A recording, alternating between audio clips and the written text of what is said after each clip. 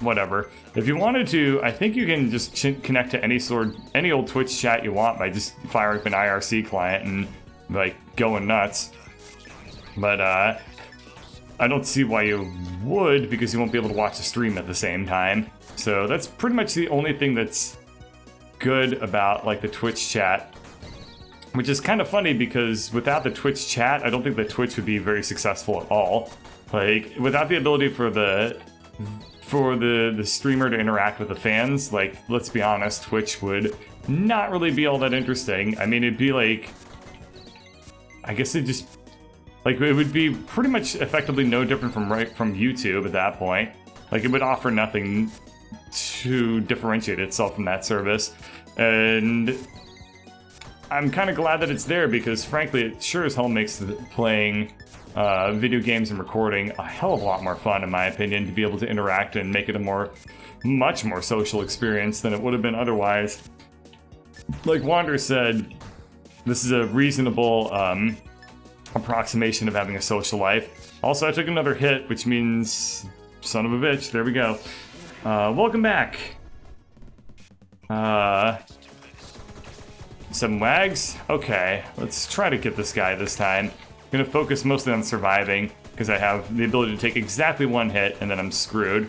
So, just gotta do my clutch dodges, and my other dodges, which makes the clutch ones not nearly as important. So this is going to potentially kill me. Okay, that was close.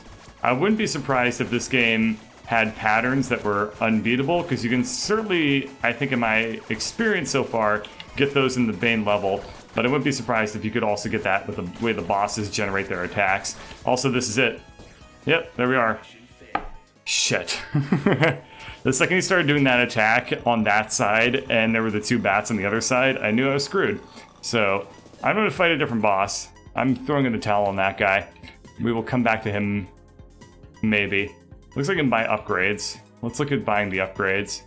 So if I choose to buy the one that's immune to explosions and I upgrade it, I can get more... I can boost the defense. Oh, interesting. So this is how the upgrade system works. Okay, great. So this ship is now maxed out.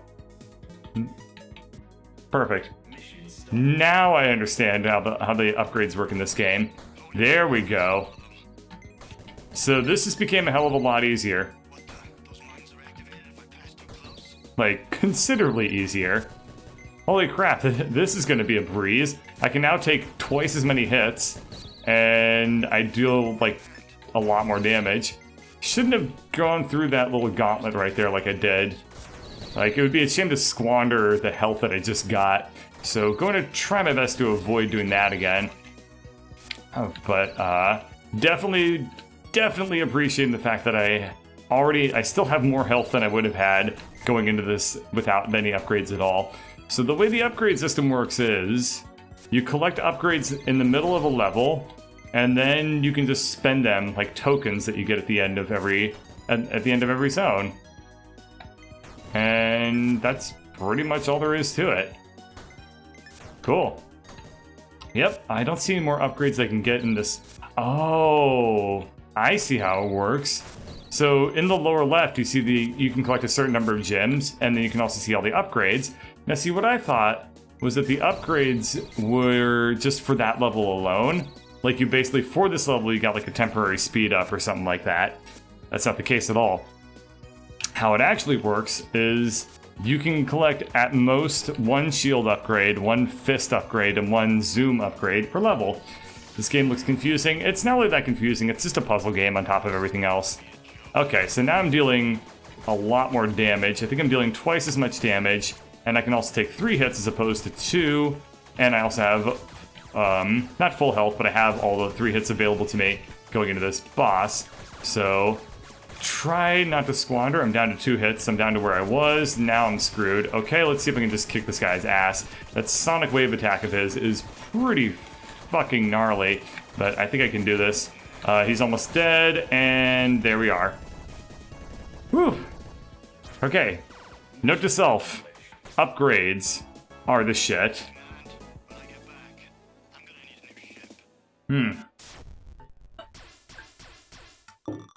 The narrator has a bit of an accent. I wonder who made this game. Because it definitely sounds like it's a little bit, I want to say Finnish or something, but whatever. Okay, so I could go play this old level and collect a bunch of upgrades, which might be worth doing. I also have new ships available, so let's look at those. Auto fire during the boss battle, immune to fire flames. That's nice. Fire flames, I get to look forward to that, huh? Okay. I'm gonna buy the one that's immune to fire flames, and I assume that I'm also gonna upgrade the ship's attack since I can afford it, and I assume that this level is gonna be full of nothing but fireballs everywhere. So I shouldn't just indiscriminately fire. I just got a little bit schmuppy. Okay, so these things are most assuredly gonna be spraying fire towards me, right? Uh-oh, I'm screwed. Wait, no, I can get through here. Okay. I can take collision damage from these guys, though. So here's hoping that that doesn't become an issue, even though I get the distinct feeling that I might be in trouble. Yep. That was it. Wander's done with Cradle? Okay, well, he can... I'm gonna keep playing this. He can come get me when just tell him to come into chat and like talk to me there, because I don't want to like just stop in the middle until I know for... Okay, yeah, just tell him to come in here. All right, let's think about the best way to get through this. I guess this way would do it pretty reasonably, because I want to get up to this giant chain reaction right there, and there's another like nice little chain there. Okay, this is going a little bit better, and there's a shield upgrade, and shield upgrades are probably my favorite because extra hits is no laughing matter. I have to go down to get through this segment because everything on the left was blocked off, and it took a hit, but I didn't die, so that's the most important thing. This path on the right is blocked off. I can get a gem here, and I can probably get through this middle pretty easily, so I'm going to do that. And I'm down to 1 health, which is not appreciated at all. But I can upgrade this ship's defense, not deck, in a couple of seconds. So if I do indeed lose this attempt, I'm gonna have something I can do to fix that. Well, there we go. I pushed too far to the top and I died. That's a shame. All the info in this game. Yeah, that's all there is to it. I'm surprised this game is even on Steam in the first place. Like, it seems very, very, very indie, but I mean, it's cool. I'm glad that it's on Steam, because otherwise I probably wouldn't have found it. I found it off of, actually, I found it on twitch.io, which is what's in that? Twitch.io? Itch.io, and that's been a pretty interesting service for getting, like, reasonably, like, well-vetted and high-quality indie games. I think that's how Wander found, like, Feist and stuff like that. So, from what I've seen, the quality tends to be pretty reasonable. Also, I'm screwed. So, GG, Level Gen, you have bested me once again. There we are. Couldn't do anything about that.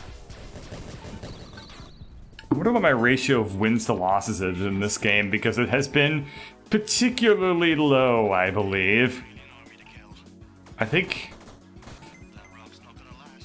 Yeah, I don't know if I really could have avoided that, because I think that pretty much the way that things were genned, by going down that side in the first place, I'd pretty much already been screwed over. So, a bit of a death trap there. But whatever, at least it's, these levels are actually considerably short, so that's not really too problematic. Ah, crap, I screwed myself out of that gem again. Oh well, I can get it again should I lose. Which I'm not going to, because I'm the best player at this game. Granted, I may be the only player at this game, for right now. Or whatever. But, that's not the point. The point is, I think I might be screwed again. I have one path on this side. Let's burst through the rocks and then blow through here. Okay, this is going much better. I was not really appreciating being pinned in like that again. I can probably get through here. Okay, kill that dragon thing. And... oh, no. Okay, gotta get some room. Gotta get some room to maneuver. Looks like the flame things have been killing these guys the whole time, too, which makes things a little bit more problematic, because it means I'm not totally 100% in control of the game board. Alright. That got me through there. Whew. Let's get this shit a-rolling. I haven't fought this boss yet, so I don't know what to expect at all, but I will kick his mahogany ass in no time.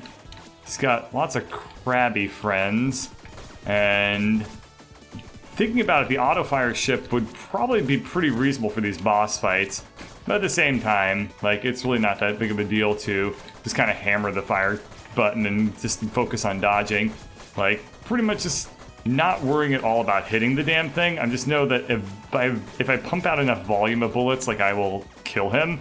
I just need to focus on avoiding his as much as possible. And I think I have him on the ropes, but one more hit on my end and I'm screwed. And there it is. That sucked. Okay, I'm gonna give this one more shot, and then I guess I'll probably flip over to Binding of Isaac as soon as I'm done. Should probably be able to get this boss without a whole lot of worries. Hopefully. Alright, collect all the gems around here. And I freaked out about that fire right there, not remembering that I'm in fact immune to fire damage, which I think that if I didn't have it on this level, I would be really, really screwed by. I have to wonder a little bit about that design choice, though, to provide levels which feature like these really tough mechanics and then provide like an out for all of them. Like, I hope they don't do that for every single mechanic that they have. Like, so you're having trouble with the mines. Here's something that makes you completely immune to this mechanic we put into the game.